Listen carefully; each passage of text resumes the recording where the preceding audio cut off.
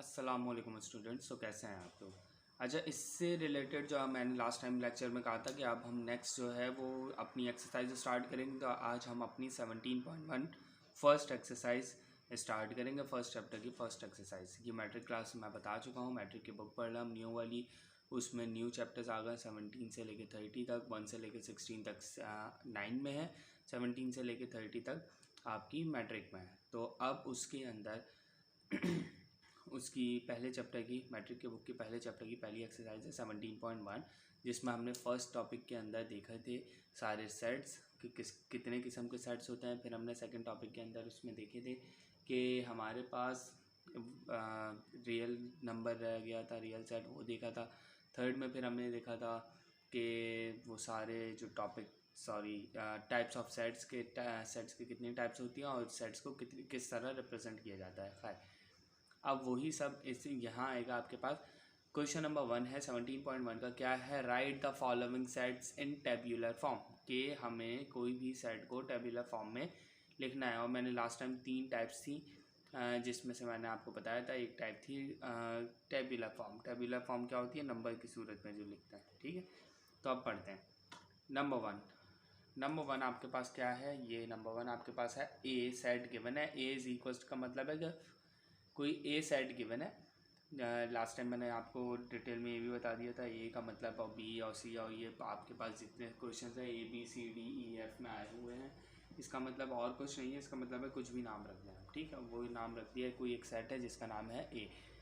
क्या कह रहे हैं? Set of all integers between 3 and 7। Integers क्या होते हैं वो हम पढ़ चुके हैं। जेड को कहते हैं इंटीजर्स। ठीक है, जेड को इंटीजर्स कहते हैं और इंटीजर्स तमाम नंबर्स होते हैं। आपने देखा होगा वो सेट के जिसमें ज़ीरो से लेके ज़ीरो +-1 +-2 मतलब negative and positive all numbers include zero. अब क्या कह रहे हैं? वो सारे नंबर्स चाहिए हमें जो -3 और 3 के बीच के हैं। मैंने बताया था बिटवीन है, इसका मतलब है बीच के नंबर। तो -3 नहीं होगा और 3 नहीं होगा, -3 से बड़ी वैल्यूज़ और 3 से छोटी वैल्यूज़। ए सेट बना लेते हैं हम।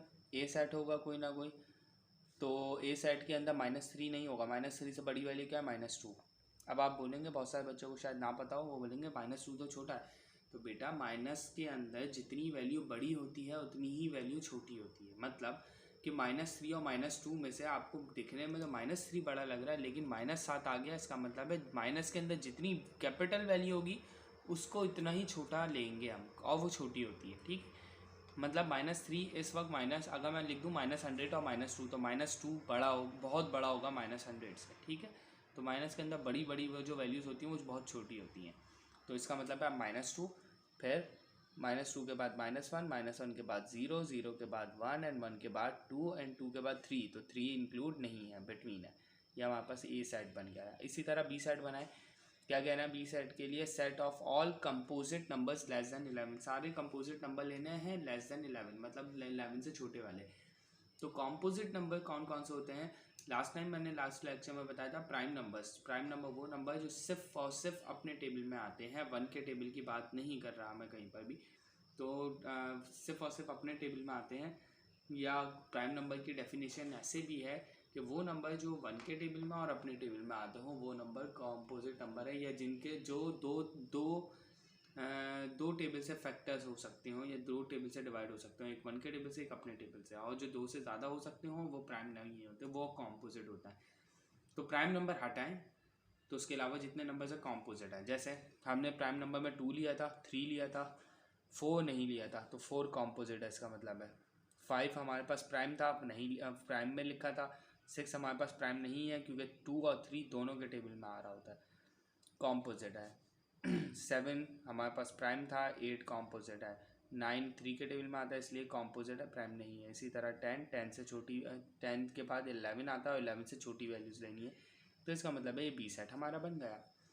वो तमाम वैल्यूज़ कॉम्पोजिट नंबर्स आ गए, वो तमाम कॉम्पोजिट नंबर्स आ गए जो 11 से छोटे हैं। कॉम्पोजिट नंबर वो नंबर्स जिनका प्राइम नंबर को हटाएं और बाकी सारे नंबर कॉम्पोजिट नंबर्स होते हैं। ठीक है, इसी तरह क्वेश्चन नंबर 3 देखते हैं। क्वेश्चन नंबर 3 में क्या है कि x बता चुका हूँ कि x belongs to p। p क्या है? हमारे पास प्राइम नंबर, और वो सारे प्राइम नंबर लेने हैं जो 5 से बड़े हैं और 13 से छोटे हैं, लेकिन 13 भी इंक्लूड है। ठीक है, यहाँ देखें x is less than and equals to, x 13 से छोटा है और 13 भी है, मतलब यहाँ 13 शामिल है लेकिन 5 शामिल नहीं है, ठीक है। 13 शामिल है जब भी लेस देन इक्वल्स टू, अगर मैं यहाँ पे इक्वल यहाँ पे भी डाल दूँ तो इसका मतलब है 5 भी इंक्लूड हो जाएगा, ठीक है। तो हमारे पास यहाँ पे इस वक्त 5 इंक्लूड नहीं है, 13 इंक्लूड है और प्राइम नंबर्स लेना है। तो सी का सेट है, प्राइम नंबर हमें 5 से बड़े स्टार्ट करना है। 5 इंक्लूड नहीं है, इसका मतलब है 6 है। 6 हमने देख लिया कॉम्पोजिट नंबर है। 7 प्राइम है। 8 कॉम्पोजिट है। 9 कॉम्पोजिट है। 10 कॉम्पोजिट है। 11 और 12 कॉम्पोजिट है। 13 मैंने कहा है ना इंक्लूड है, इक्वल्स का साइन आ गया इसलिए इंक्लूड है। बस ये 3 नंबर्स हमारे पास किससे हो जाएंगे, प्राइम के। अच्छा, इसी तरह अब हम फोर्थ का बनाएंगे सेट। फोर्थ का सेट हमारे पास क्या बनेगा, डी का सेट। और डी का सेट क्या होगा, वाई जो है वो आपके पास रियल नंबर है। रियल नंबर तमाम वो नंबर्स जो इसमें आयोटा ओमेगा ये सारे इमेजिनरी नंबर्स ना हों, वो सारे रियल नंबर्स हैं, ठीक है। तो क्या कह रहे हैं, वाई जो है आपके पास रियल नंबर है, लेकिन वो रियल नंबर है जिसमें अगर हम किसी भी वैल्यू का स्क्वायर करें, ये जेड स्क्वायर का मतलब है किसी भी वैल्यू को रखा हो उसका स्क्वायर करें तो मेरे पास 121 आना चाहिए। तो मुझे पता 121 121 का स्क्वायर रूट निकालें तो आपके पास आएगा 11, ठीक है। और 11 को स्क्वायर करें ज़रा, 11 का स्क्वायर का मतलब है 11 मल्टीप्लाई बाई 11। 2 का मतलब है 11 2 टाइम्स मल्टीप्लाई होगा तो 121, ठीक है। तो पहला तो आपके पास वैल्यू आ गई 11 और दूसरी वैल्यू आ गई -11। अब आप बोलेंगे -11 कैसे आई बेटा, ये बात याद रखिएगा भाई, हम आगे पढ़ेंगे भी कि जब भी पावर इवन हो, जिस तरह ये 2 है, 4 है, 6 है, इवन पावर्स की बात कर रहा हूँ, अगर 11 या कोई भी वैल्यू उसके साथ माइनस हो तो इवन पावर की वजह से वो प्लस बन जाता है। तो ये प्लस बन गया और यहाँ पे देखें ये प्लस बन गया और 11 का स्क्वायर 121। तो यही दो नंबर्स हैं जिनका स्क्वायर लें तो 121 हमारे पास बन जाता है। अच्छा, इसी तरह क्वेश्चन नंबर 5 पे आते हैं। क्वेश्चन नंबर 5 क्या है, Z जो है वो बिलोंग करता है O से। O क्या है, ऑड नंबर्स, और वो तमाम ऑड नंबर जो 7 और 17 के बीच के हैं। अब यहाँ देखें ना 7 इंक्लूड है ना 17, क्योंकि इक्वल का साइन नहीं है नीचे ये वाला, ठीक है। तो E का सेट बनाना है और वो तमाम ऑड नंबर्स जो 7 और 17 के बीच में। 7 के बाद ऑड नंबर क्या आता है, 9। 7 तो इंक्लूड नहीं है ना। 9 के बाद 11, 13, 15 एंड 17। 17 इंक्लूड नहीं है इसलिए नहीं लेंगे।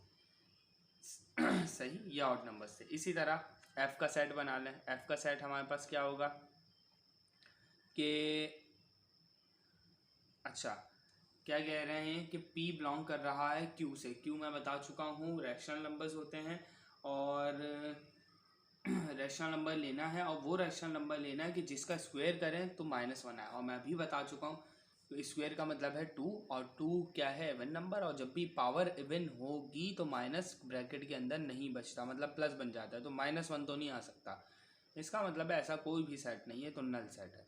या तो इस तरह नल सेट लिख दें या इस तरह एक सर्कल बनाए O और उसके ऊपर ये O को इस तरह क्रॉस कर दें, काट दें, तो ये हमारे पास क्या हो जाता है, नल सेट की पहचान है, ठीक है। अच्छा, इससे रिलेटेड कोई भी क्वेश्चन हो तो बिल्कुल आप लोग पूछ सकते हैं, कोई मसला नहीं है, मैं बता दूंगा आप लोगों को। लेक्चर वीडियो एक अलग से भी बना दूंगा इंशाल्लाह। इसके बाद हम क्वेश्चन नंबर 2 नेक्स्ट लेक्चर के अंदर क्वेश्चन नंबर 2 स्टार्ट करेंगे। वो थोड़ा सा इससे अच्छा क्वेश्चन है और ये बस ऐसी बेसिक क्वेश्चन है, ये ज़्यादातर आते हैं तो आपके MCQs वगैरह के लिए आते हैं, ठीक है। बाकी आप लोगों का कोई भी क्वेश्चन हो तो कमेंट बॉक्स में पूछ सकते हैं। जब तक के लिए अल्लाह हाफ़िज़।